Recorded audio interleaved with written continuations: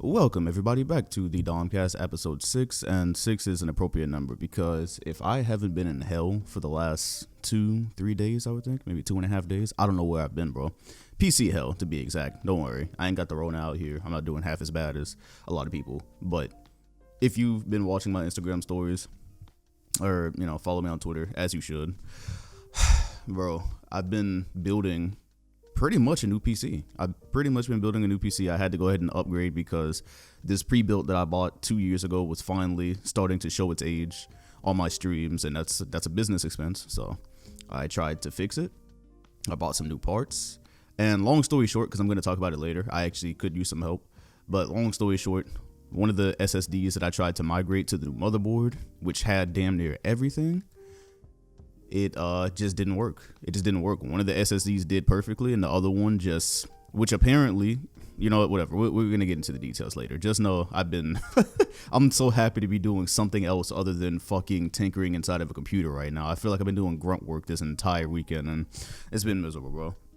I'm in the process of recovering a lot of data right now. Whatever, we're here, man. We are here on the first podcast of the NBA season, and this is one of those times where I'm like, man, like I said, there's probably going to be some weeks where I have 2 podcasts in a week, and I'm looking at my Microsoft Word document right now, and I'm like, maybe this should have been one of those. But Christmas and computer tech and all that, whatever. Yeah, I'll talk about the computer shit a little bit later, and ask a question really, because if there's any tech wizards out there, I could use your help. Well, anyways, because of that, you didn't miss much this week. I really didn't create a ton of content between the holidays and having my computer open, like I've been doing open heart surgery or something. I posted a Play Now Online video on this channel. I think I posted 1 or 2, pretty much just one video on the main channel about Steph Curry, because them narratives are already flying, but thanks to Damian Lee last night, his legacy has been saved. So yeah, those are pretty much the only 2. I didn't get to VOD 2K this week. I don't even know if I have.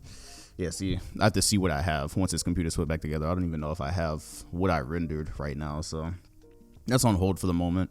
But we're here. We're going to keep chugging along. I am doing the podcast off the Mac. I will probably, because of that, just on the topic of content, because I am pretty much working off the laptop for at least another day and a half or so. Probably won't be any more streams this year, which is only 2 or 3 days. Maybe what is the date today? Today is the 28th. Okay, so 29th. Yeah, it's possible I'll have a stream on the 30th. Possible, to wrap the year up. But I have to see, because I have to reset everything on my computer. I have to set up a lot of programs and shit. We'll see, but don't expect the stream. I'll say that. Probably more videos on this channel. A lot of the stuff we've done over the last 2 months, I'll probably edit and put it on this channel. So less content. Go ahead. I don't even want to talk about that shit, man. That wraps up the content. I guess we're just going to go ahead and jump straight into the NBA portion, because there is a lot, man. How are y'all enjoying the season so far? We've got surprises. Well, of course, we've already got injuries. We've got drama.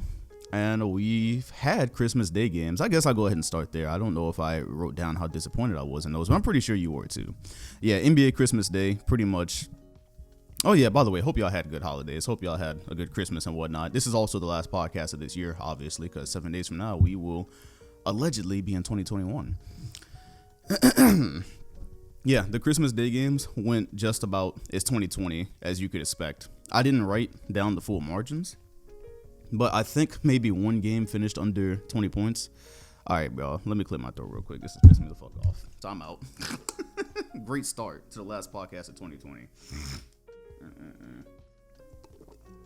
I start talking and shit just goes haywire. All right. Yeah, I think one game finished under 20 points. They were all massive disappointments aside from that. I don't even think I finished watching a couple of them. And of course, the environment for Christmas Day game, it mostly felt dead because there was no crowd. The NBA has done a good job with their presentation. Just as pure basketball games, they've done a great job so far.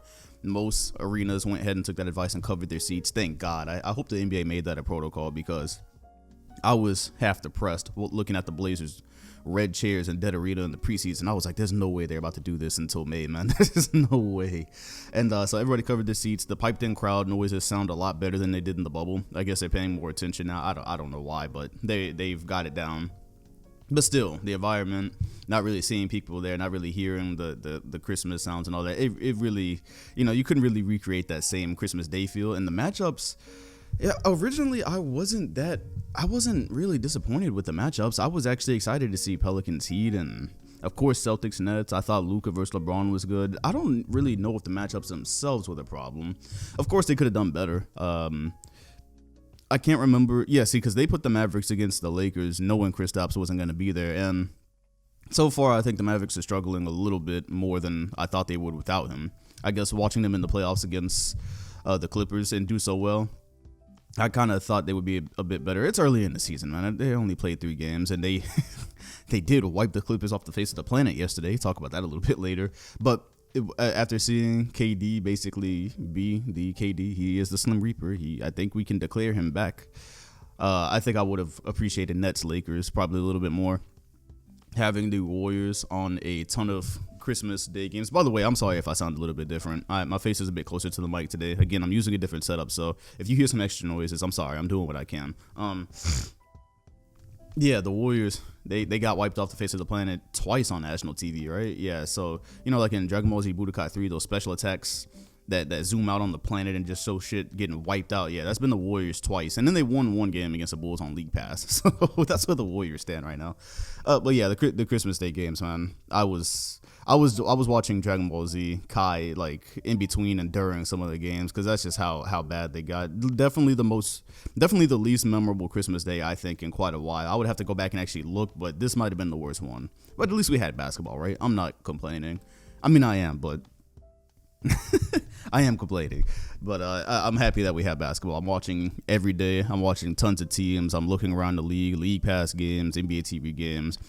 Haven't had any watch parties, obviously, since before Christmas Day, and probably won't have any until maybe if there's something on the 30th, but yeah, maybe not until the beginning of next year. Okay, well, yeah, that's pretty much my thoughts on the Christmas games. They sucked. The extensions happened basically the day that I dropped the last podcast, and that sucked because they all happened in the evening. Obviously, I couldn't wait on them. I couldn't wait to do a podcast in the evening and try to drop it at midnight. I have my schedule. I stick to it. Fultz got his bag. Fultz got $50 million, and I'm happy for the guy, man. I'm happy for Markelle Fultz. He is quietly becoming one of the better comeback stories. Because what was he? He was drafted with the other guys back in 2017, right? Yeah, back when I thought he was going to Boston. And given that was 3 years ago, it kind of felt like his career might be over, right? What's been going on and that weird thing where he just kind of forgot how to shoot. We didn't really have a good clue of the trajectory there. And so he's got his extension. And so far, he started this season, and the Magic have started this season pretty good. They are 3-0. Of course, they played the Wizards twice, I believe. But still, Markelle is averaging 20 and 4, I believe. And so it's good to just see him doing good, because going from getting drafted as a top pick and then us hearing, hold on, he has a muscle thing where he can't remember how to shoot or whatever it was. You're just like, well, damn, what does anybody even do about that? What does he do about that? So just to see him on the court in general and doing well is a good thing. And I'm happy he got his money, because it could have kept going left. It was already left. It could have kept going left. The Magic also extended Jonathan Isaac for $80 million. So we won't even get to see that. Of course, that was their best player, pretty much. Two-way player. After some offensive development, we're probably going to be their star. Torn ACL, so we have no clue what the future looks like. But the Magic said, hey, we have what we have right here, so we can't. It's not like we can't not pay him, right? So they gave him his money. Luke Kennard got $64 million from the Clippers. That does seem like a lot for him. But also, you do end up wondering why the Pistons didn't even try to keep him, especially with what's going on there right now. Why did they not keep him? Why did they not keep Christian Woods? So we'll see what happens with the Clippers. They looked good until yesterday, but Kawhi wasn't playing. If you weren't watching, or it got by you, Serge Ibaka, he did one of those DBZ like charge up punches. You know when Buddy just like winds up and you see the fist start glowing. And yeah, actually it was an elbow. And yeah, he elbowed Kawhi Leonard like that, and his whole face moved. And so Kawhi didn't play. I hate to see little shit like that. As an NBA fan, I just like to see everyone playing. And it sucks when just freak accidents keep players out, because it seemed like the Clippers are trying to get a good rhythm, trying to rebuild from the disappointment last year, and now you're missing Kawhi. Things like that kill momentum. That is very annoying. But we'll see when Kawhi is back. So it looks like he's going to low manage one way or the goddamn other. Hopefully they don't have any important TV games coming up soon. I think the Mavericks was probably an important TV game. Let me get some water real quick. Lonzo Ball. Yeah, Lonzo didn't get extended. No extension for Lonzo. That just means that he'll be a restricted free agent, so it's a great thing for the Pelicans, obviously. I can't remember which commentator was talking about them, but they were saying, like, hey, when you're a small market team, you can't afford to be wrong. And they're right. You can't afford to tie up millions of dollars in somebody that's not really about it, you know? And so it doesn't mean they're going to lose Lonzo, but they do want to see more from him before they commit. More resources there. As a small market team, they just can't afford to tie up everything, and then all of a sudden you're losing other guys, and it sets you back. A mistake like that could set you back many, many years. And so Lonzo's been improving, but obviously I don't think he's where a lot of people thought he would be coming into the NBA. Even if you didn't believe LeVar's hype, LeVar was trolling the whole time, so I don't think anybody really believed his hype, but I think we thought he would be a bit better than he is now, so that's what's going on there. John Collins. Lauri Markkanen did not get extended as well. Bulls, pretty much even though they're not really a small market, but same predicament. Don't want to tie up a lot in him. He needs to be a little bit more proven. The Bulls I think they are 0-3 right now, and 2 of those were nasty blowouts. John Collins didn't get one either, so he'll go on to be restricted, which of course they're going to end up paying him. They're going to end up keeping him. I think he's an important piece there with Trae Young.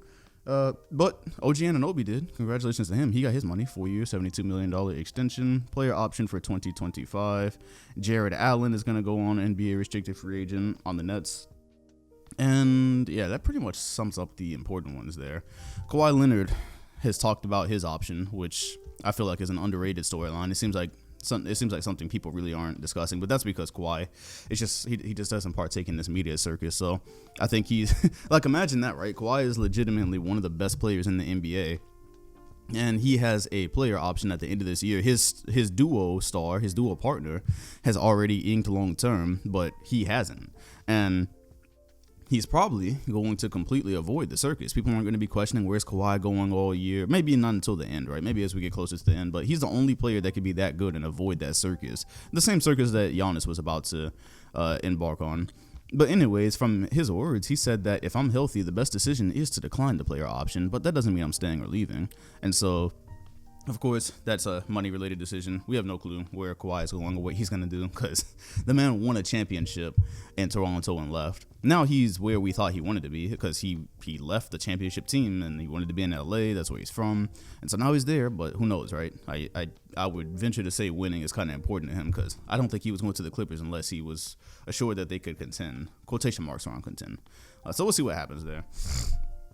It would be a massive L, obviously, if they lose Kawhi, because as y'all saw yesterday, I guess I guess by some people's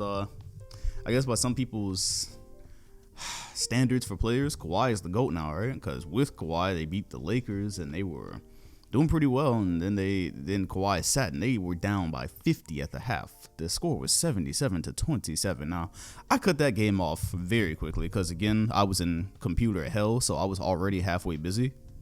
My attention was already divided, and I had the Clippers game on, and the Clippers game was just pissing me off the same amount as the computer. I'm sitting here working, and every time I look at the score, it's just getting wider and wider, and I just cut the shit off because it was clear that the Clippers were not going to be contending in that game, at least.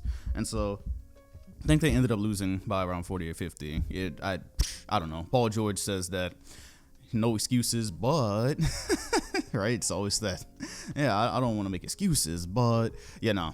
He said that their families, the Clippers families, all probably celebrated Christmas the day after Christmas because they were on the road on Christmas, and so that's just a tough part of that. And if you don't want to be on the road on Christmas, the solution to that is to win and not disappoint, because then you probably don't end up on the road, especially if you're a championship team. Yeah, just putting it out there.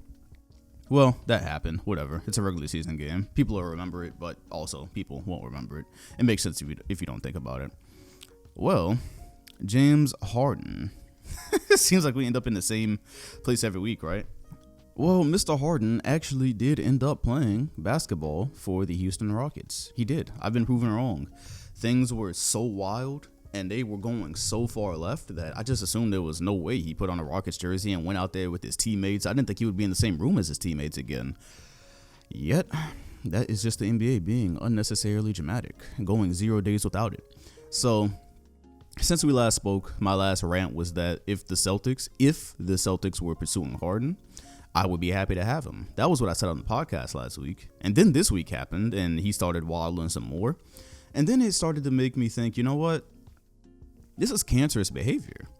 The way that this is like Dennis Rodman without the colorful hair and shit. And I was looking like Marcus Smart is my favorite Celtic. I love Jaylen Brown's development. And so if we're going to have to send them both away for Harden, for a guy that is capable of wilding to the 10th power. And so on Twitter, I then got on and wrote, I'm not really interested anymore. And then Harden showed up for work. He dropped 44 and 17. So gracious of him to just show up to work finally and decide that he wanted to be a part of what was going on there. And at least that he was going to. Not that he wanted to be a part of it, but that for the time being, he was going to be a part of it. Dropped a beastly offensive game. Of course, they ended up losing, and he had the final turnover, but he did what Harden does. He did what he's been doing throughout these regular seasons, and he basically put on a game to show anyone like me who was questioning that I still fucking do this. I still do this, so I'm going to go party. I am going to look out of shape.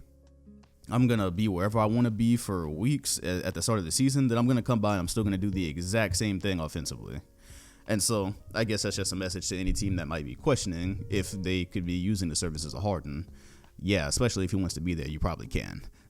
And meanwhile, the Celtics got just mauled by Brooklyn on Christmas Day. It was pretty tragic. Kyrie and KD just at a certain point decided the game was over, and so it was. Then we just lost to the Pacers the other night as well. Yeah, I gotta talk about the Pacers a little bit too. And also it was confirmed actually that the Celtics were, first of all, one of James Harden's trade destinations that he'd like to go. So I guess this is a place that he would want to be. And that they've had exploratory talks. So I believe the exploratory talks span from the Celtics, the Nuggets, and the Raptors. So, oh yeah, and the Blazers were a trade destination that Harden would also like to go as well. So basically he'd like to go to every team except the Utah Jazz. Let me stop with the Utah slander. Yeah, Harden would like to go to many teams and like to play in many places, not named Houston.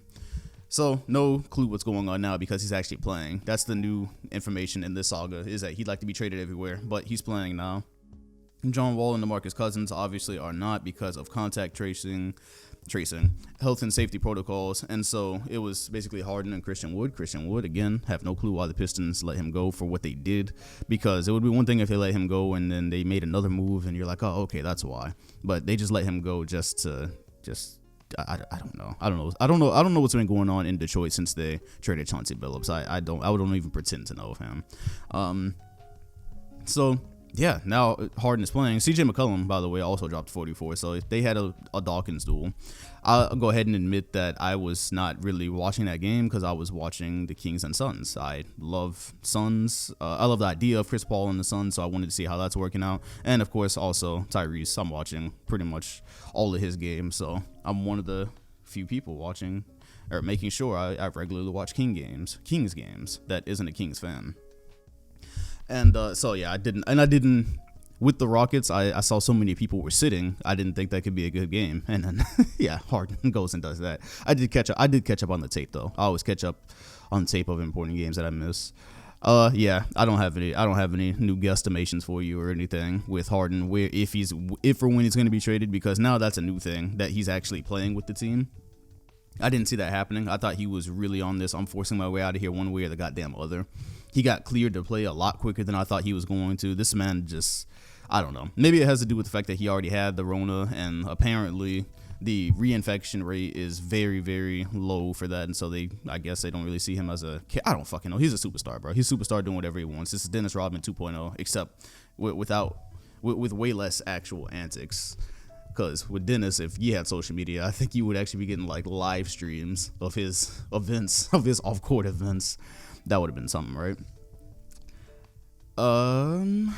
Back to my tweet. So what do I think as a Celtics fan? Since we're actually in those talks now.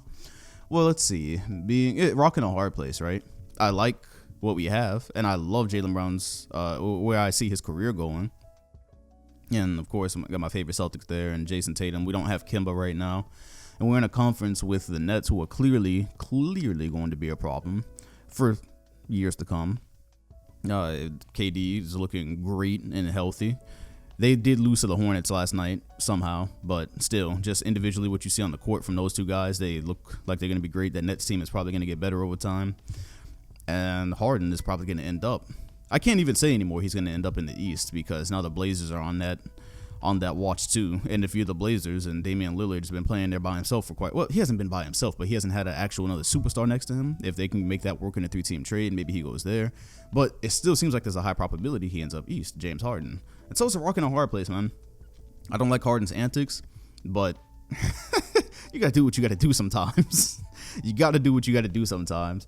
And I think after the antics this week and then him showing up to play and him wanting to be in Boston, I think I kind of swung back to my original position of, hey, if you gotta do what you gotta do to get an MVP type player, then you just kind of do it and you deal with the problems that may or may not come with it. That's where I am, man. I love my Celtics, I love my players, but bro, this guy does whatever the fuck he wants and is still the way he is. So that's just kind of that.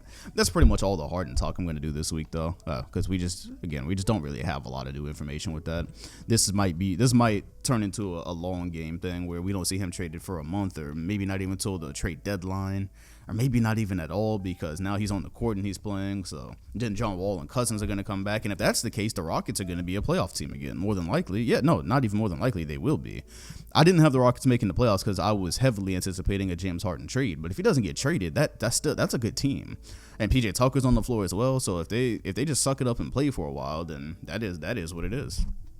So yeah, that's James Harden's talk. We've done enough for that. By the way, just a couple of little notes surrounding that. The Rockets were targeting Michael Porter Jr. in a potential James Harden trade. Of fucking course they were. Michael Porter wants all the shots he can have anyways, or all the shots he can take anyways, so Houston would be perfect for him to go develop.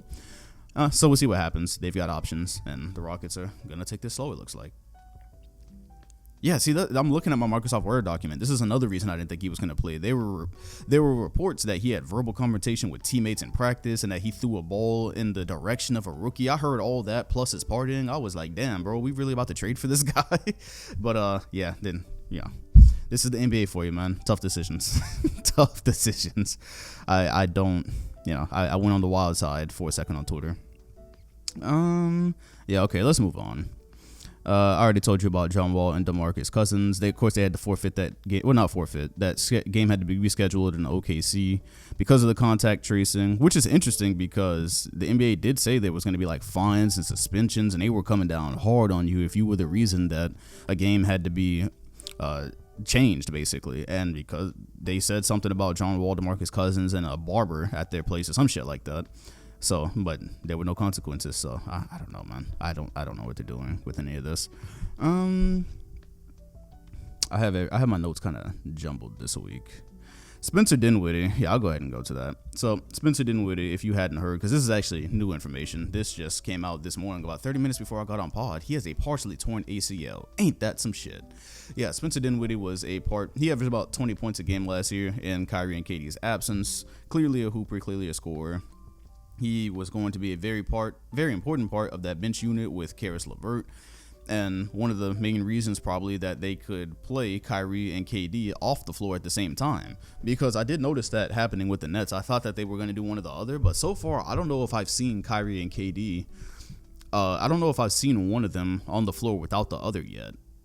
It could have happened, but I even watched a lot of the Hornets game last night. Of course, I was multitasking, but it seems like in the rotation they've been taken out at the same time, and they have got a nice bench. They do have a nice bench, of course, against the Celtics. Karis LeVert comes out and looks like a starter, like the starter that he was last year. And, a partially torn ACL is probably going to cost Dinwiddie the whole season, I'm pretty sure. I don't know the recovery timetable on it, but I don't think he's going to be back. And if he did come back, I don't think he'd be 100%.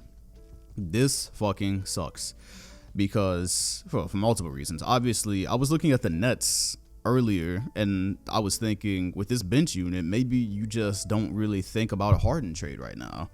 well, of course you think about it. You always think about an MVP, or MVP level player in a trade if you can, but also it would cost you pretty much all your depth.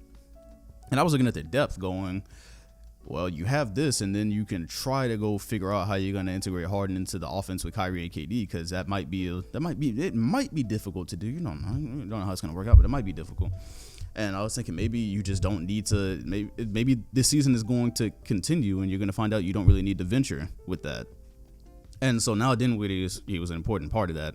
Now he's gone. I don't think Dinwiddie. I don't know. I never saw the trade packages. I'm not sure if Dinwiddie would have been that much part of a Rockets trade unless they could get his word that he was staying, though, because he's a free agent at the end of this year. And so he's still going to be coveted. It's a partially torn ACL. I'm pretty sure he's going to be one of the top free agents this summer. But yeah, now he's not even, of course, whatever happened before, he can't be a part of any trade discussions now. Especially the free agent thing was one thing, but now the injury, that's dead. And so that's interesting how that affects their team and their standings and trades. Of course, getting Harden now would have to probably require a third team because I don't even think they have enough without him. But yeah, going forward, that affects a lot because the Nets looked really nice. They dropped the game to the Hornets last night, but most of what we've seen from the Nets has looked really encouraging so far. And so this is a big blow to them. Depth. Little things like this can change everything, regardless of the players you have on your team. Just little cogs. I think we saw that with the Warriors a couple of years ago. Sometimes there's just a cog that turns loose, and that changes everything. That changes the whole trajectory. This is probably still going to be really good this season, obviously. They're going to have to make up the load somewhere else. But this early, bro, we ain't even got through December yet. The season just started not even a week ago. My goodness, we are 6 days into this season and we already have a partially torn ACL. That is some shit for a very important player at that. So I'm sorry, Nets fans. I know it seems like y'all can't have anything since when have Nets Jason Kidd, I guess. I don't know. Yeah, it really feels like y'all just can't have shit up there in Brooklyn. But yeah, we'll wait to see how that pans out. We'll wait to see how that changes their rotation. But at least Kyrie and KD look great. That kind of brings me to Kyrie Irving because I'm probably going to do, I think, one of my next videos, how I did the Kevin Durant video. This is Kevin Durant's career story so far. I think I'm probably going to do it for Kyrie as well. I think he would be really interesting with that. I'm sorry I keep clearing my throat in your ear. I probably did that shit 100 times this pod. I'm sorry, bro. It's been a tough weekend. And yeah, so I'm probably going to do that Kyrie video. And one of the things I'll probably make a point of talking about in there is how people would always say this bullshit to discredit him as a teammate and to discredit his talent. We know why. But to discrediting his talent by saying, oh, all he does is score. Oh, he's just a high-level scorer. Even if that was true, right? Even if you underrate him as a facilitator or whatever. Even if all he did was score at an entirely game-changing level, people say that like that's not important. That's crazy, right? And that's the thought that kept going through my head during the Celtics game because the Celtics game was close, and then Kyrie just started attacking, and he started attacking. Of course, that opens up the floor for whoever else is on the court with him, which in this case is KD. So he was going off as well, and I was like, bro, people really used to discredit this guy by saying that, as if it doesn't make a world of difference when you have a player that can offensively take over a game. There's a reason there is not a ton of Rudy Goberts out there where defense is their primary impact, and they get paid like that. Gobert is one of the rare guys we've seen with a super duper contract basically just off of defensive impact. Of course, he has a little bit of offense to him, but it's far more defensive. There's a reason you can have scorers out here that don't impact the game defensively, but they can take that bitch over offensively, and they get the contracts. It's, of course, highlights and entertainment as well, but also because that is pretty much defense win championships, but also very few teams in history. Like you go back down to the Pistons and you look at them and say, yeah, that was they had some good offensive players, but the strength of the defense was the crazy thing, and that was the story. And a lot of other championship teams, it's offense, but the defense is there too. But it's not always the overwhelming portion of that story. And so, yeah, I was just watching Kyrie take over that game, and knowing that that's going to happen many more times this season. He looks very focused, as does KD. And I was just thinking, bro, I'm happy for him. People have always, because Kyrie was my favorite player while he was here in Boston. I've loved D Rose, and then Kyrie, I always thought he was the best ball handler in history. Then he came to Boston, and so he was my favorite player while he was here. He bounced. I don't really follow players, so I still love watching him. It's just like he's not a Celtic anymore, so I'm necessary. I guess I'm really a D Rose guy, but I'm not really a player guy anyways that much. But yeah, I want to see him compete at a high level. If Boston's not there in the end, I'd love to see the Nets doing their thing. I'd love to see Kyrie doing his thing, and I'd love to see him be successful in this part of his career because, of course, if he wins without LeBron and he wins with KD now, people are going to say, oh, he had KD. But still, though, this is not a super team. That's not a super team. This is a duo, and duos in history most of the time are what it takes to win a championship. So it's always two great players, or three, or four. In this case, two. So yeah, happy to see Kyrie doing his thing. And yeah, if your criticism of a player is that, oh, all he does is completely take over games offensively, it's not a strong criticism. Moving on. Yeah, I think I pretty much talked about the Nets, what I wanted, and said what I wanted about them this pod. Oh yeah, well look, I don't really pay sports media talk that much attention. I really don't. Let me cut and paste this. This is in the wrong place. I don't really pay sports media talk that much attention in terms of like on TV. I feel like a ton of it is trolling, especially when you come to like the Skip Baylesses of the world. But then you did have Nick Wright. If you did see the Bucks game, of course, we did a watch party for that one. That's one of the few ones that we did a watch party for. Jason Tatum went off glass to win the game. It was a wild ass shot. But Nick Wright said something along the lines of, because Giannis then missed free throws with 0.4 of a second. By the way, that was too predictable. If you were on Twitch with us watching that game, you saw my reaction as Giannis was at the free throw line. I called the end of the game while he was there because they were down 2. There was 0.4, and I said, "Oh, okay, we won." Basically, I've never been more confident in anything in my life than knowing that we won, because I knew I knew he was gonna miss it. First of all, it's kind of statistically. And basketball wise, I guess it's statistically likely, but also for shooting is the one thing. It's the one thing Giannis knows that he doesn't do well. So knowing the game was on the line, I was like, yeah, this is too much for him to handle. It's gonna miss. It didn't miss, and it's the same story. It's the same story. He had a good game that game, by the way. He played great, but that it came down to him shooting, and we knew how that was gonna go. Anyways, Nick Wright goes on to say some shit like, missed free throws don't really matter. Tatum shots was an egregious miss. It was missed so badly that it went in. Giannis missed his free throw barely. Tatum missed by 4 feet. And I don't know if it was him or someone else that said something about Giannis deserved to make the free throw. Look, first of all, on the Jason Tatum shot, he took Giannis to that spot by my count 3 times in that game. Maybe it was 4, but I counted, I think, 3 times that he took him to that exact move. He made one of them, nothing but net. And so whether it was lucky or not, because yes, while I was watching the game and I saw him shoot it, yeah, I thought he airballed it. I thought it was about to hit the backboard, and I thought it was going to deflect the other way. I thought he wasn't going to touch the rim. Okay, so the shot was definitely fucking weird. And if you want to say there was luck involved, sure. But I don't think it was worth bringing up. Because at the end of the day, Tatum got where he wanted, and he got the shot that he wanted on the Defensive Player of the Year. And he did it earlier in the game. He made it once. I think he missed it after that. But even as he was winding up, I knew where he was going because he had already done it a couple of times. And so it's a tough shot. So it's not like, oh, well, Giannis should have chased him away from it. Or if that's the shot somebody's taking to win a game, I think you I think you probably live with it, because that's a very difficult shot. But it is a Tatum shot, and it's one that he likes, and it's one that he's taken, and it's one that he's made. And so he did it, and they won. And this whole thing about Giannis barely missed the free throw, this was expected. Giannis routinely, I don't want to say routinely, but Giannis and airballing free throws is a thing that we know. We know that happens. We know he airballs a couple of jumpers or 3-pointers during a game. We know that happens. We know shooting is a woe spot for him. It hurts, bro. It hurts. It hurts to know, because that's the only thing that holds him back from maybe being the best player in the NBA. If he had that, everyone could just go home, take the ball and go home. But you know that with him. And so you get to the free throws. I knew he was going to miss it. He did miss it. And so this whole thing about, oh, he deserved to make it, or he barely, it doesn't matter. This is what was expected.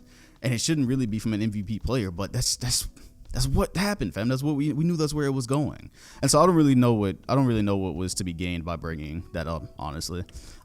except getting clicks and getting me to talk about it on my podcast. And now some of y'all are probably going to go check it out if you hadn't already. It goes viral on Twitter. I don't know, man. I don't fucking know. But if it's any, I don't know what word I'm looking for here. Tatum missed a similar shot against the Pacers and we lost.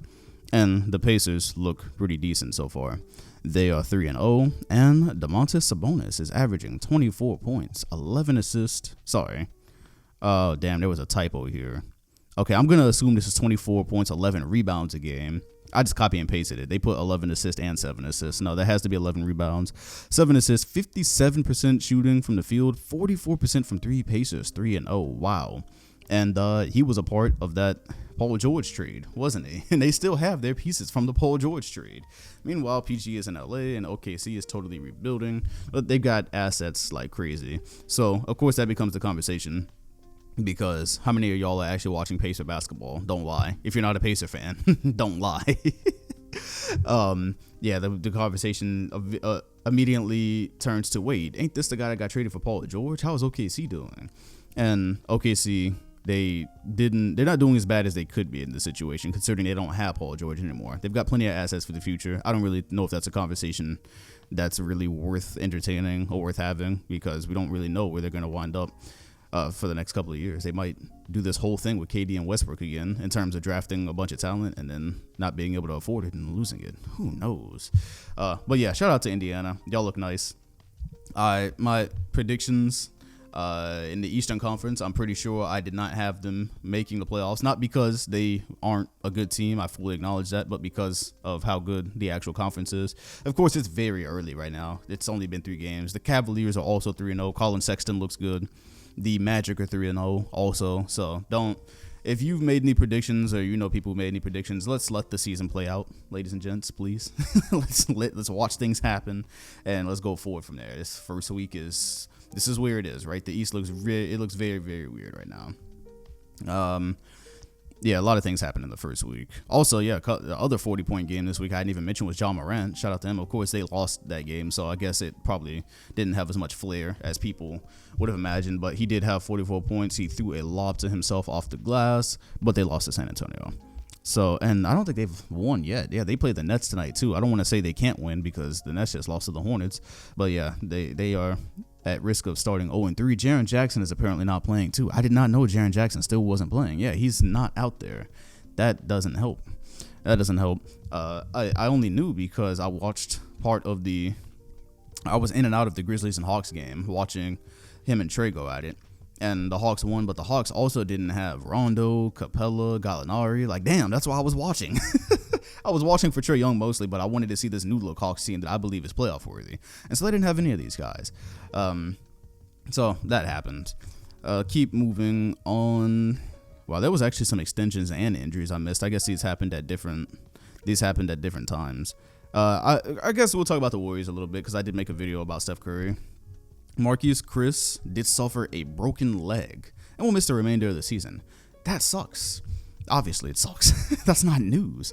But the Warriors were already in a tough position. Draymond Green hasn't played yet. They are trying to integrate a bunch of new guys. Steph Curry is trying to get used to playing with people that aren't fully on the same page for the first time in a really long time. Yeah, and guys that don't really make shots. I think at a point, I don't know if this is right now, but at a point, Kelly Oubre was 0 of 31 on field goals that weren't dunks. So, yeah, that's happening. Wiggins also shooting like piss. Steph Curry, however, was the case study, of course, because people are watching him under a microscope, allegedly anyways. It might just be highlights, but people are watching him under a microscope to see how he does on an average team or a below average team now.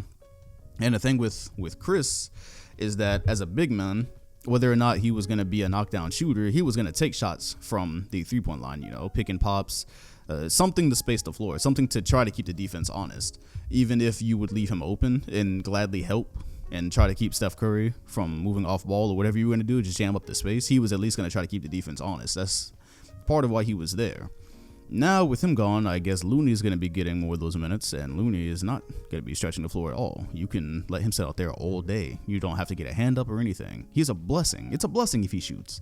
And so that's just one more element to make life tougher for the Golden State Warriors. Steph Curry last night You know what's funny? I watched the game and I did not even bother to see what Steph Curry finished with. Let me check that real quick, because his first 2 games were piss poor. They won by 1 point last night off of a Damian Lee. I don't want to call it a prayer. It was actually a pretty decent look, but he went under the screen. There we go. Yes, Sir Stephen Curry played 36 minutes last night and had 36 points. I did not realize that. Wow, people are so quiet, because he was shitting the bed the first 2, and people were ready. They were out with knives. That's what the whole video was about the narratives about the fly. And he comes out last night with 36 and 6. He shoots 11 of 25 and 5 of 15 from 3. So still not like a Steph shooting night, but good enough to help get them to the win. Some very important buckets. Wiggins also had 19 and 9. And Wiggins we trust, 6 of 15. All right, it's improvement. It's moving in the right direction. 2 of 3 from 3. It's moving in the right direction, man. Yeah, I too am watching the Warriors heavily this season, also just because I'm curious as well. I really want to see Wiseman. Wiseman is going to be nice, bro. By the way, wise pick by Golden State.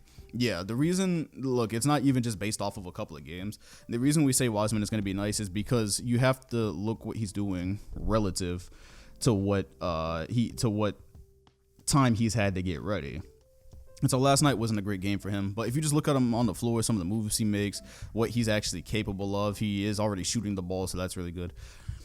When you look at Wiseman and you say you don't have a regular training camp, because that was the interesting thing about seeing these players get drafted, is they get drafted and they just went right into the fire. No summer league. He hadn't played basketball since last November, actual organized basketball in games. And so all of that, he just missed pretty much all of that. He had COVID before this season as well, so I don't think he had training camp at all, did he? And then he just jumped straight into an NBA game. And so it's going to take him a while to probably get his game together. It's probably going to take him a while to get where we know he can, or where we think he can be.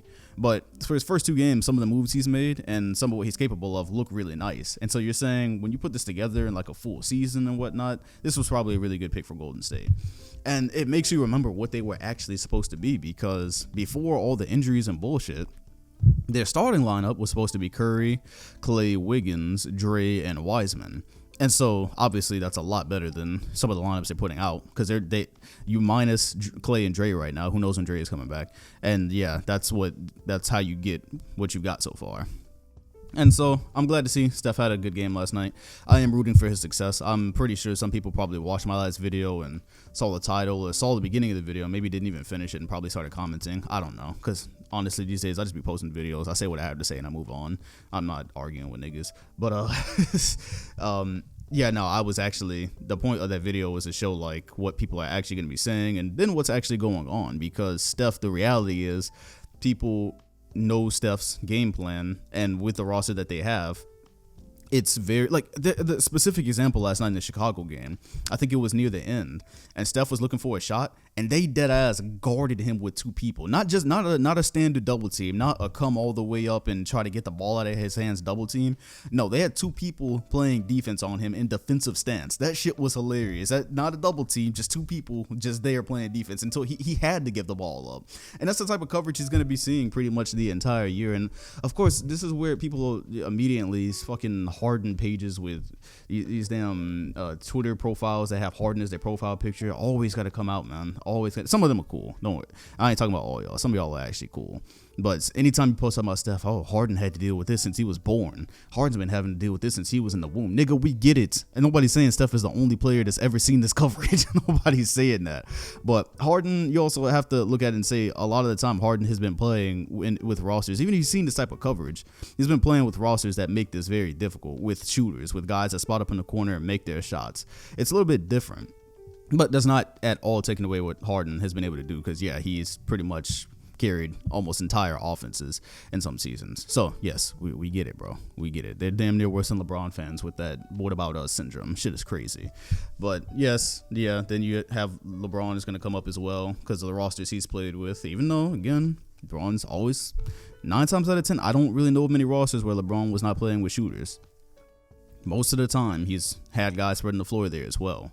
Like Kelly Oubre and Wiggins is kind of out there, bro. it's kind of out there. You go back and you look at 09 Cavs and Mo Williams, Ante West, guys that are supposed to be knocking down shots, or guys that for the regular season, at very least in the regular season, are knocking down shots. They didn't end up with that record for nothing. LeBron scored, but a lot of other people scored as well during the regular season. Of course, in the playoffs, different story. But yeah, Oubre, I don't even know if he's made a shot as we speak yet. But it's early in the season, bro. It's early in the season. It's fun to meme and shit like that, but it's 3 games. I just want to see how it goes. I want to get Dre on the floor and see how that works, because he is one of those guys that can instinctively do some things in the offense that might help Steph Curry out. But also, one part I probably hadn't said in that video, but it became even more prominent last night. Yeah, Steph is also missing some gimme shots, though, which I think probably has to do a bit with him having been off for 9 months. Because there was some in that Bulls game where it was like, damn, bro. Like, they actually did get him some great looks from the corner. There was some way he was sitting wide open, just basically on an island by himself. And yeah, he has missed some gimmies over these games. So that's a part where I think over the course of the season, getting his legs back, getting back in game shape fully, because nothing replaces actually playing in games. And so I think as it goes on, you will probably see him get a little bit better, at least in that respect. And we'll see where the team as a whole goes. But it's fascinating, so I'm going to continue to watch. Warriors basketball is very fascinating. And I know Klay is just itching to get back on the court. At least looking at how some players have come back, though, it should be pretty encouraging. Well, some players, literally just KD. John Wall's had nothing but preseason yet, so I don't really know, and I haven't seen him play in the regular season. We haven't seen him play in an actual game yet, and we haven't seen him play in so many years that we have to see where he stands. But yes, Kevin Durant and his Achilles is encouragement, and I guess some of what we saw from John Wall in the preseason is encouragement for Klay, even though he's coming off of an ACL and an Achilles. Klay's game at the end of the day is spot up shooting. Mostly, he was doing a little bit with the ball on the floor later in the Warriors in these last Warrior years, but that's the biggest component of his game. And then there's defense. I think that's the part that's going to be a bit harder to get back, or it's going to take a while to get back if he does. But the silky smooth shooting that the Warriors desperately need, I think it's encouraging looking at KD and seeing what Klay might be able to do one day when we see him again. What have I not got through here? I believe we gave Sabonis some love. Talking about KD, I think I would be. Oh yeah. We got to give some love to Karl Anthony Towns. First of all, if you hadn't heard, I believe he has like a wrist dislocation, something along those lines. So we will not see Cat. He's kind of out indefinitely. They said he was going to be reevaluated weekly, so that sucks, because I was interested in seeing how that whole thing works out with Russell and Anthony Edwards and him. I thought they were one of the teams contending for the West, and something like this can derail that entire thing, because the West, you really might miss the playoffs by like 1 game, or you might end up in a bad spot in the play because of 1 game. And so that's a shit situation. But basketball isn't even on Cat's mind fully probably right now. I really do just like wish the best for that guy, and I hope that he has people in his circle just looking out for him all the time, because you could just see it in his face what this year has done to him and the toll it's taken on him. His mother was not all he lost apparently a crazy number of family members due to COVID, and he even had like an interview where he said the cat that was here in April, that guy is just not even here anymore. It's like his soul has just been taken from him, man. And that shit is terrible, because when you realize, like, obviously he's got his dream job, but I can't even imagine being in that empty arena, because his mom, I'm pretty sure, was at most of his games, right? Or a lot of his games. Mom was a huge supporter. They were very close regardless. And so that empty arena playing in there was just sign of the times in his life. And I just hope somebody's looking out for him just all the time, because his mental health cannot be great right now. And then an injury to slow him down this season as well, which, who knows, maybe he doesn't really need to have basketball on his mind for a little bit until he get back right. Shout out to Cat, man. Blessings to Cat, because that is just, I don't know how some people deal with certain situations. The shit is crazy. And you hate to see somebody go through that, because he looked genuinely hurt. Like, you can see it on his face. He genuinely looked hurt. And so that's what's going on up there in Minnesota. We hope to see him back soon again. And to be honest with you, there's so much that, this is gonna happen sometimes. There's so much that happens throughout the season that I'm kind of just like skipping around, or throughout a week, I'm just kind of skipping around and looking what to get to. The Bucks got throttled last night by the Knicks. Don't know how the hell that happened. I kind of lost interest in the Knicks as soon as I heard Obi Toppin strained his calf, and he's not going to be back for a minute. They're going to be reevaluating him. So the Bucks lost last night. The Sixers, Bucks lost to the Knicks, and Sixers got. Damn, why is that blinking? Who did the Sixers get beat by last night? It was somebody they were not supposed to get beat by. Nah, you know what? I'm gonna be frustrated until I figure this out. I'm sorry.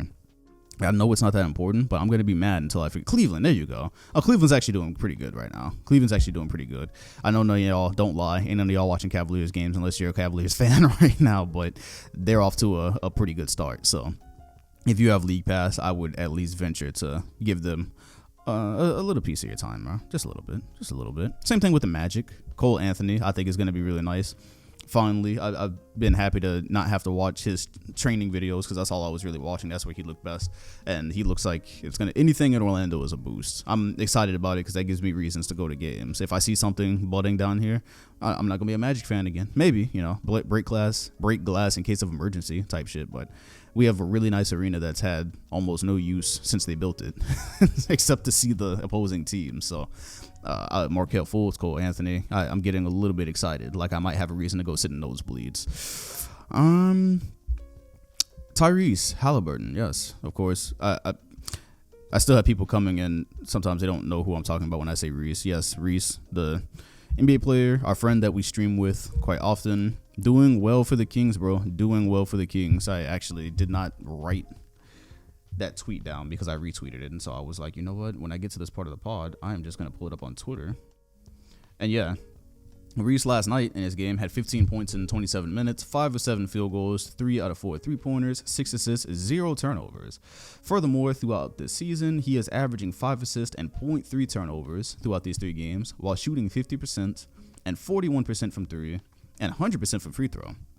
Okay, so if you're not a Kings fan, you're not watching Kings games. Don't lie. I already know. All right, y'all don't have to lie and act like you're watching certain teams. I know you're not. It's okay. A lot of us, we got lives out here. I know, bro. I know. It's all right.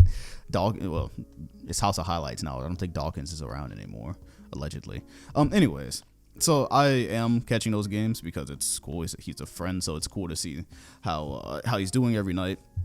And I'm going to say already through these 3 games, it seems like there's going to be teams that regret passing up on him, because there's teams that I think could have used him a bit more than the Kings. So if you are watching Kings games, a lot of the times he's being used as the off guard right now. He's being used as the off guard because, of course, they have De'Aaron Fox. They just paid him a crazy bag.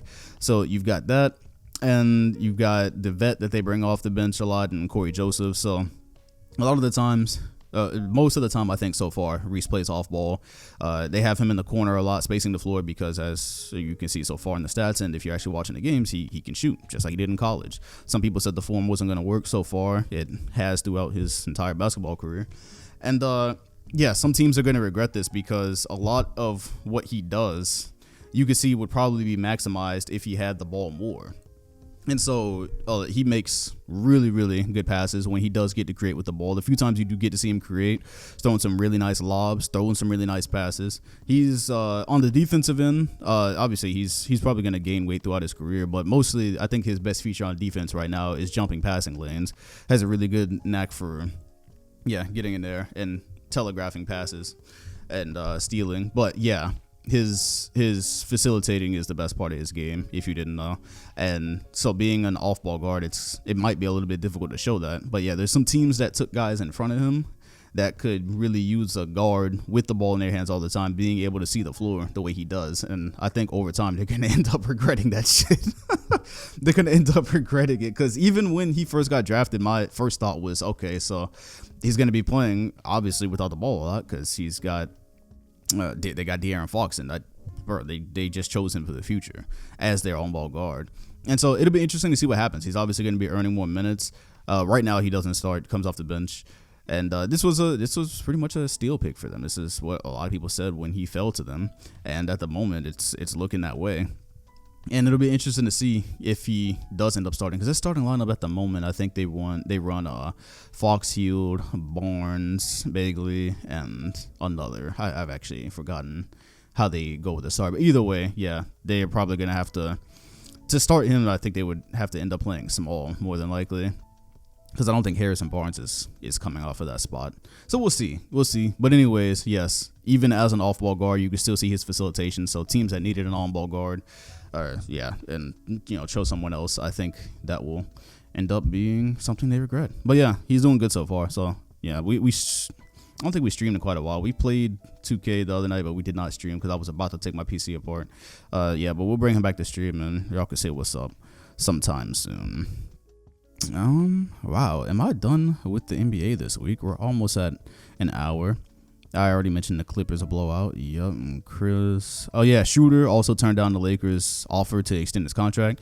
They offered him 2 years, $33 million. He wants something more, so we'll see what happens there. The Lakers lost an opening night, but the opening night game felt kind of like, first of all, Paul George fucking hooped. And the Lakers opted to keep Kuzma on him for a bit too long. He was cooking. Like, he was cooking with grease, bro. That shit was crazy.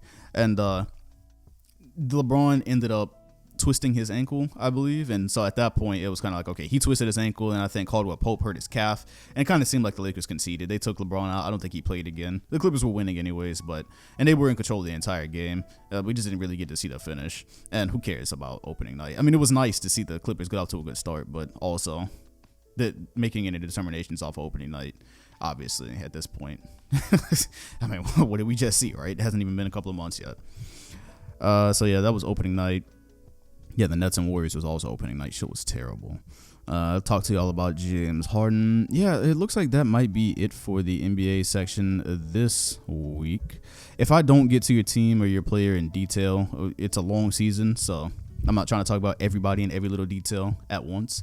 But a lot of people ask stuff in the question section that I end up talking about during these anyways, or I kind of use those as a guide sometimes.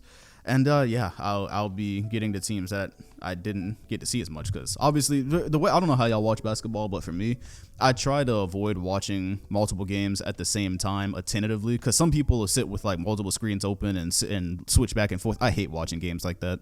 Like, fam, I'm human. All right, I'm human. I'm paying attention. I'm into one game. I'm into the flow of one game, and I look at the other, and I'm like, oh shit, I done missed this important play. I hate that. Sometimes I'll keep them on the same screen. Like last night, I kept the Warriors, Bulls, and the Hornets and Nets on, but I was really choosing which one to watch. I don't like to do the snake eye thing. But yeah, so because of that, I pick what to focus in on in a week, and then I try to get to other teams throughout the week. So I'll be trying to get to a couple more Cavs games. All right, who's ever started their week and said, yeah, I'm gonna see some, since LeBron left, before LeBron was there, since LeBron left, who's ever started their week with, yeah, I think we'll watch some Cavs games. No, I want to see what's going on there. Because it's early, but maybe they'll end up being a nice surprise. Who knows? It's only 3-0, so I just want to see. That's all. Yeah. The Wizards, by the way. I found it interesting that apparently Westbrook didn't play last night. Now, that's interesting because, again, the East is gonna be a tough one. It's going to be tough to make the playoffs, and the Wizards, I think, are going to be one of those teams kind of at the bottom. So to see him missing any games or doing load management, I mean, I get it. You want to keep him healthy, but shit. He looks like he might be averaging a triple-double this year. I think he's had a triple-double in both his games so far. I hope he doesn't sit out too many games, because the Wizards with just Bradley Beal for like half the games this season or a third of the games this season, I don't know if that's gonna cut it. Anyways, yeah, we'll be taking a look at that. Taking a look at what happens with the Rockets, since apparently Harden is playing basketball now, because I didn't plan on watching any Rockets games, and he's playing. I was just gonna catch House of Highlights for the Rockets, but I guess that's the thing now. And we will continue. Maybe there'll be a second podcast this week, but I think that's it for the NBA section for now. If you have a team or a player that you want me to talk about more, or whatever, just send it to the DM. I'm likely paying attention anyways, but if there's something that I need to write down to make sure I get to in a week, my DMs are always open, even if you don't see that I've read your DM, because sometimes I do that secret read where you don't accept it so they don't know you read it. I don't know why I just gave away that game. Did I really have anything to say about games and media this week? Not much, not much. I was gonna go on a rant about on-ball defense in 2K, but I feel like I've gone on that rant before. Why should I? Somebody came in while we were playing the other day and tried to say that shit like a gotcha statement. We weren't even playing 2K. I think we were just chilling or watching the game, and somebody said you're an off-baller in 2K, and I was like, yeah. Like that Goten meme, that Goten and Gohan meme where I think Goten catches the punches like this you, and buddy it catches the punch. He's like, yeah. But yeah, he said it like a gotcha statement. I was like, first of all, I don't really care about pride in a video game. To a certain extent, I wouldn't play with the 2017 Warriors, but the other thing is in 2K, I play off ball and on ball. I thought that was pretty common sense by now, because 2K's AI is not the best.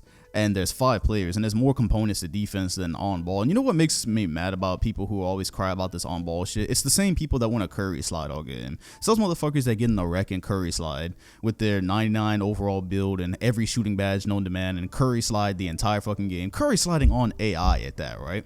And people don't know how y'all be doing yet because people don't have PlayStation 5. But I see y'all motherfuckers, bro. I got y'all in 4K. I record every game that I play, and I see y'all motherfuckers when there was 65 overall AI, and y'all got y'all God builds, y'all Curry slide the entire game on the AI, which doesn't step up or didn't step up because somebody had that brain dead idea to have AI that don't play any defense. That shit don't go nowhere. It sits there and looks at you while you Curry slide and step back and green every single shot. We see y'all, bro. We see y'all. That shit's garbage, and we see y'all. So, but it's y'all that always talk about that on ball shit. The same people that want to take Harden online and be toxic, which we did on the way, by the way, on stream. So ain't nobody gonna diss me, because when I picked the Rockets, I told y'all what it was. We picked the Rockets one time, and I was like, yep, I'm about to be toxic as shit with Harden. But I don't complain about the whole defense thing, because somebody gets online and just 5 outs ISO and does nothing but dribble with Harden all game. Those are the people that want you to play on ball, so because they know they can just get past you. They don't get past you and beat you by 50 that way. 2K, I thought it was common sense. But there's times where you should play on ball in 2K, and there's times where you should play off ball. It's literally that simple. When you're playing the Houston Rockets and somebody wants to ISO with Harden the entire game, Harden is probably the best one-on-one player in the NBA. But, well, okay, no. There's other guys. That's a different conversation. He's one of the best one-on-one players in the NBA, probably the best one-on-one player in 2K. So somebody's going to ISO and 5 out with Harden the entire game. You probably want to bring help. You probably want to make him give the ball up. Otherwise, he's going to cook you, no matter who you have. He's going to cook your AI. And so you probably want to help in that situation. Then there's situations where you can handle it yourself. There's situations where you see your help is appropriately lined up and you can lock up a little bit. We do both. We do both all the time when we play. So yeah, we use a good bit of off ball to play the other parts of defense that exist, because for some reason people don't think any other part of basketball exists besides on the ball. There's things going on off of it. You got to cover cuts. You can see cuts forming. You got to go take that.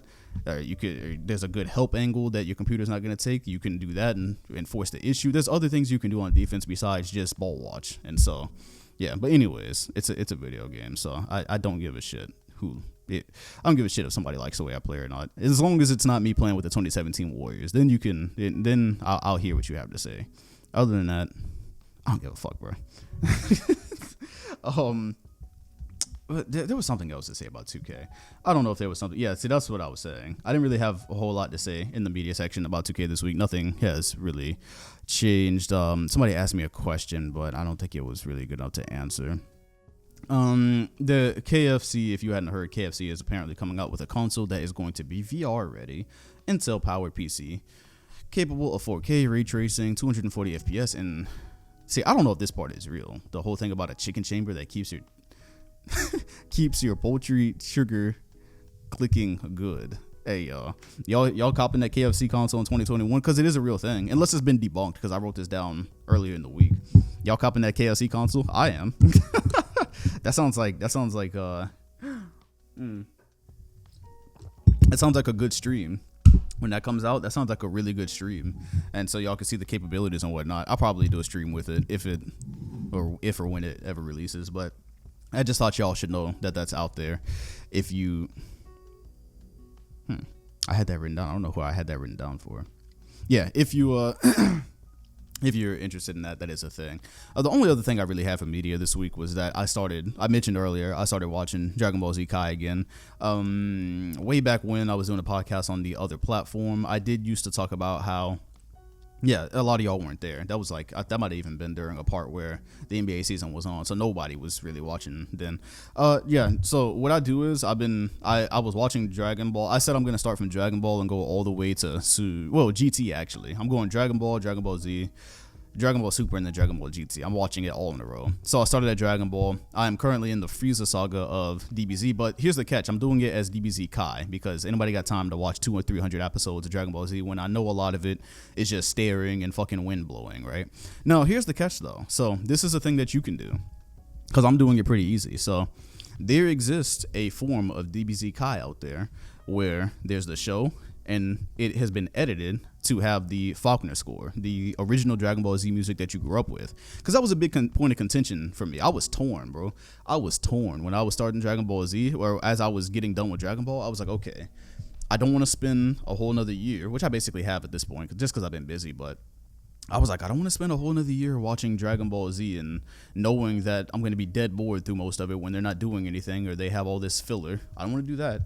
But I also can't sit through Kai's music. Maybe it's not that bad, but it's not what I grew up with. It's not going to feel like the real thing. Well, yeah, there exists a method out there for you to put the Faulkner music over Kai. And somebody went through and did all the editing so it all makes sense. It doesn't just sound like your old music thrown over random parts of the episode. No, it sounds like the real thing. And so I've basically been watching Dragon Ball Z Kai with the music that I grew up with.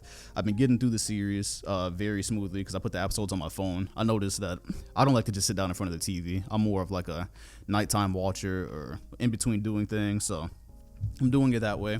And I've heard negative things about Kai, but especially for the watch through that I'm doing right now, this shit is perfect, man. This shit is perfect because all that BS with Goku and Frieza where they just sit and talk and you got all this useless conversation and this useless camera pans, none of that, bro.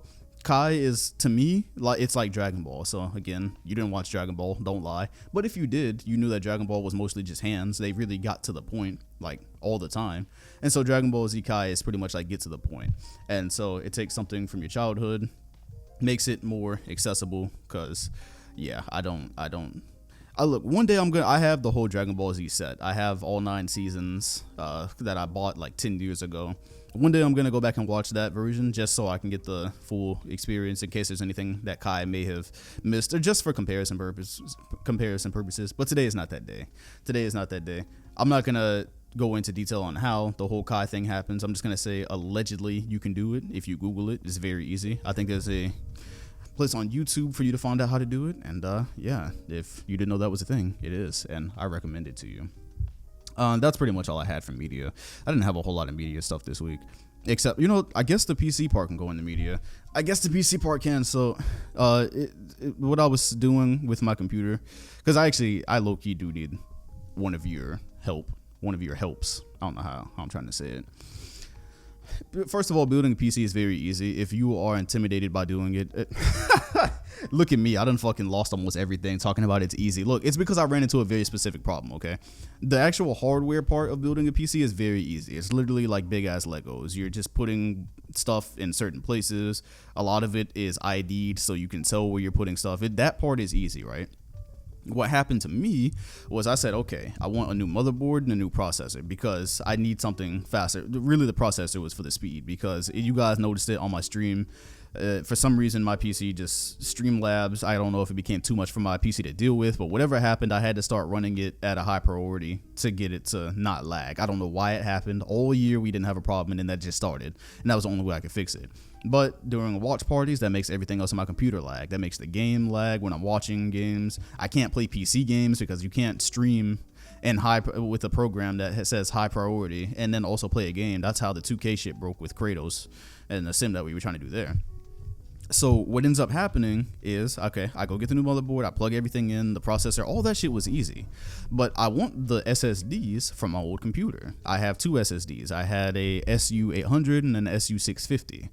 The SU800 popped up. It popped up fine. That is a 2 terabyte drive. It popped up fine. The SU650 shows up in Device Manager, but nowhere else. So it doesn't show up in File Explorer. It doesn't show up in the device management. I couldn't even format it on this computer if I wanted to. So I took the SU650, I plugged it into my brother's computer, and it showed up fine. All my shit just showed up fine. I just plugged it in and it was perfect. So that tells me, I guess, I don't know why an SSD would not be compatible with a certain motherboard, but that's the only thing I can think of. I tried all types of different plugs. I separated the plugs. I made sure they were individually plugged into the power brick. I did everything, fam. I did everything. So I ended up having to plug the SSD into my brother's PC and putting all my important stuff on a hard drive that I'm going to have to move to new SSDs. I got new SU800s, so I'm going to have enough storage. I'm going to put pretty much everything back. But man, that one problem, because the SU650 had basically everything, all my data on it. That one fucking problem caused so many issues trying to fix it. Long story short, I basically got to a point where I had to reinstall Windows, because what ended up happening is I formatted the SU650 after I got done with it, because I couldn't even format it on this PC. So I formatted it thinking that it would work.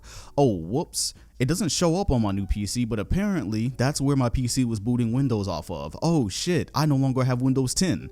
Because I plugged it in to my computer, and all of a sudden it brought up the screen where it was like, yeah, you don't have Windows or whatever, or you need to install Windows. So whole time the drive isn't showing up, but somehow it's booting Windows off of there. I don't know how that happened, fam. Don't know how it happened. Long story shorter, going to get Windows, I had to boot it off of a USB drive. Ended up fucking, I ended up turning a drive with a lot of important shit on it into a recovery drive, because the computer did not give me a warning saying that it was going to erase everything. I promise you I'm not stupid. I promise you I'm not stupid, but when I made a recovery drive, the shit wiped everything. Now, luckily, I have a recovery program. I'm in the process of getting all that back, so I'm going to be okay. But I almost lost, like, pictures and photos from, like, 2013. You know how I say I have nothing from my childhood? Yeah, I almost lost a little bit that I did have. But I'm recovering it all. It's fine. I'm going to get all that back.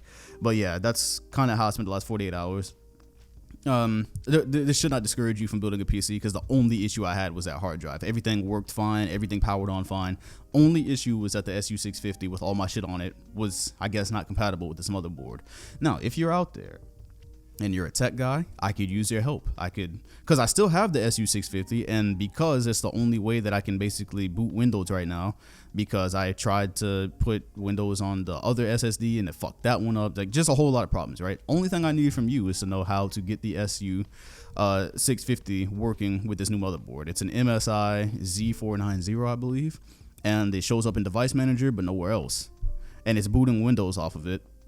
But I would like to not have a drive space in my computer taken up just so I can run Windows, because that's a wasted drive. It's like 222 gigs.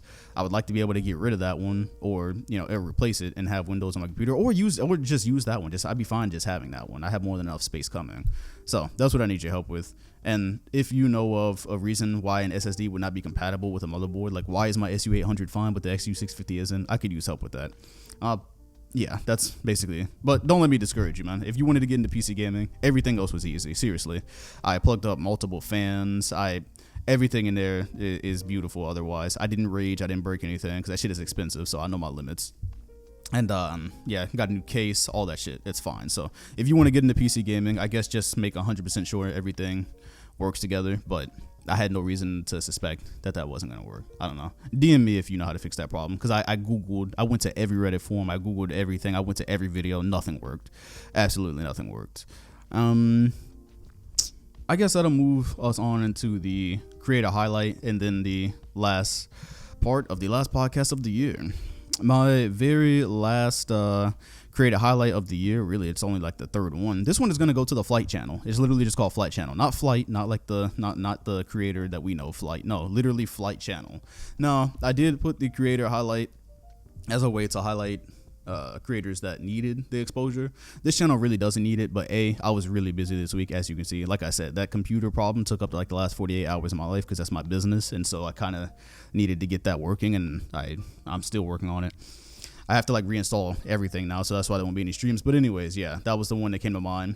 Flight channel basically recreates, they're not all tragedies, but if you ever cared about flying, you ever cared about piloting or anything, they do like full recreations and flight simulators of problems that happened with planes in the past. So like real situations. Not all of it is tragedies where the plane actually crashed. But there's times where like a plane's engine went out while they were flying or some shit, and they safely landed the plane. Some of them are success stories, some of them aren't. But the videos take probably a crazy amount of effort, so that's kind of what I also look for in this creator highlights.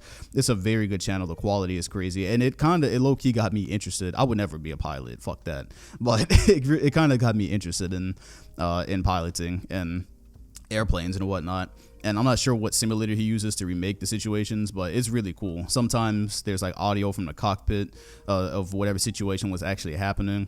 And I would say more of the videos I've seen are actually success stories where everybody gets to live. But it's just really fascinating. Maybe you don't want to watch it if you fly a lot, because low key I don't know how I'm gonna handle the next time I get on a plane after watching that channel.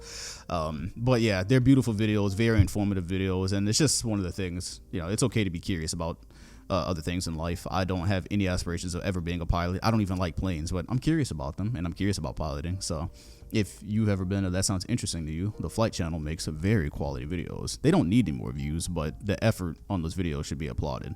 And so that's my creator highlight. And the last question, look, again, pretty much all the questions this week were things about the NBA season I was going to cover anyways. A lot of it I did cover. A lot of it I have covered already.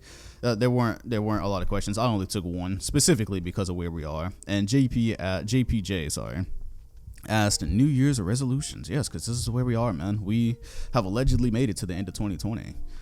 I'm on tape saying this. Imagine I don't make it to the end and I'm on tape saying this. Let me not curse it. Why do I do that, bro? That's so fucking weird and dark. Why do I do that?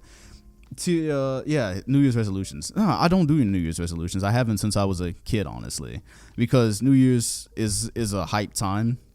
You're fresh off the holidays and you feel good and you make all types of, you say this is gonna be my year and all that. I choose not to participate in it because that energy from the holidays, this is like the time where we're supposed to feel the best.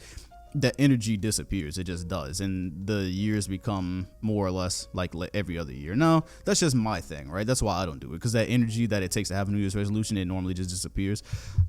What I do though is I might choose like one new thing that I want to get into and do that. So it's not necessarily a resolution. Like last year, I took to writing down every single day one thing that I was thankful for. Just something simple like that, right? Nothing like, because if I do something, a New Year's resolution that's going to be life-changing or something, like, fam, I just know who I am, right? I just know who I am. I know by the time the holidays are over, that energy and magic is just not there anymore. So I don't make those, because then it's just like, it's just like every other year, right? So I took to doing that this year, and I did it every single day. Well, kind of. Yeah, I did. I forgot some days, but for the most part, I was able to write that down. I'm on like day 360 something now, and so if I ever disappear, my phone is left, you know that is there. You can see what I was thankful for every single day of this year. It's sitting there, but only I'm ever gonna see it until such a thing happens. I do small stuff like that.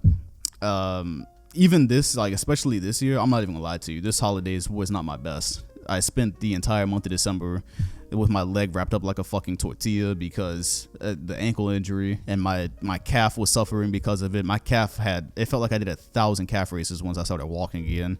It was really bad.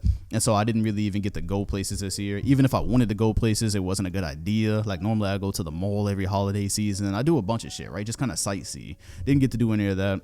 Didn't get to see a lot of family this year for Christmas. The game sucked. Like, I'm not gonna lie to you. I'm thankful that I was here. I'm thankful to be moving on to another year because a lot of people didn't get that privilege. So, I keep my gratitude up, absolutely, but I'm not going to lie. I'm a grown-ass man. I don't have to lie. The magic of this holiday season is not there. It's probably not there for a lot of people, and it wasn't there for me this year. So, yeah, whatever I'm not trying to discourage anybody from their resolutions. I just know who I am, and maybe I'll choose something small that I want to get into, maybe like a certain interest or something like that, and try to work that through the beginning of the year, but as far as like I'm going to change this, I don't really need one of those either. I don't really need one of those. So most people's resolution is like the gym, right? The gym is already, I guess that would be like a big thing for a lot of people. And that's already like a part of my life. So yeah, I don't know. Over these next few days, I'll probably pick like one thing to get into. Like it was gratitude this year. Who knows what it'll be next year, and that'll be it. But I'm interested to hear if y'all have resolutions, or if any of y'all have ever successfully followed up on a resolution, because you always see that on Twitter every now and then, right? You see it pop up on Twitter like 365 days ago. I said this was going to be the last time, and it was. Like, shit, you see that? I'm like, how'd you do that?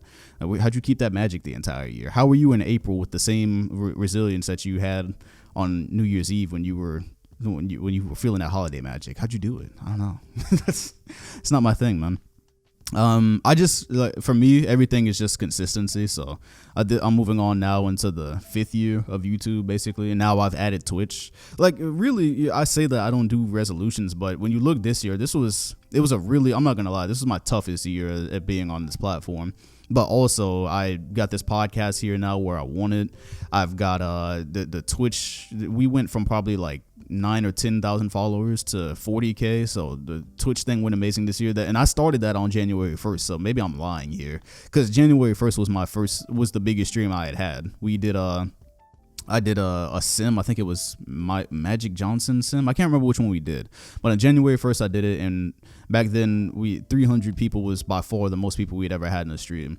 And then we got up to as high at the height of quarantine. I think we got up to 3,000. So obviously that we couldn't sustain that, because that was when everyone was out of work. I knew that wasn't going to sustain, but it was still an amazing thing. And yeah, I made Twitch very viable this year, and we did, because obviously if nobody comes through, then it's not. But that wasn't really a resolution. It was just something I hopped on. And so who knows, maybe I'll try to find something to just hop on the first day of January, and then be able to look back at the end of 2021 and be like, yeah, I chose to do that, and that happened. Yeah, Twitch was not a resolution. I just did it. Nike, sponsor my podcast, please. I'm done here. We're about an hour and 20 minutes in. It is 1 p.m., so I got to get this thing cracking on Red Circle. Fuck me. I didn't say that this podcast is on Spotify and iTunes at the beginning. So that means I'm going to have to add it on the video there. Oof. And I'm currently recovering all of my videos from that drive that I wiped trying to get Windows, which is normally what I use for gameplay. So I don't know what I'm going to use for gameplay this week. Well, I got things to figure out, y'all. Back to PC hell for me.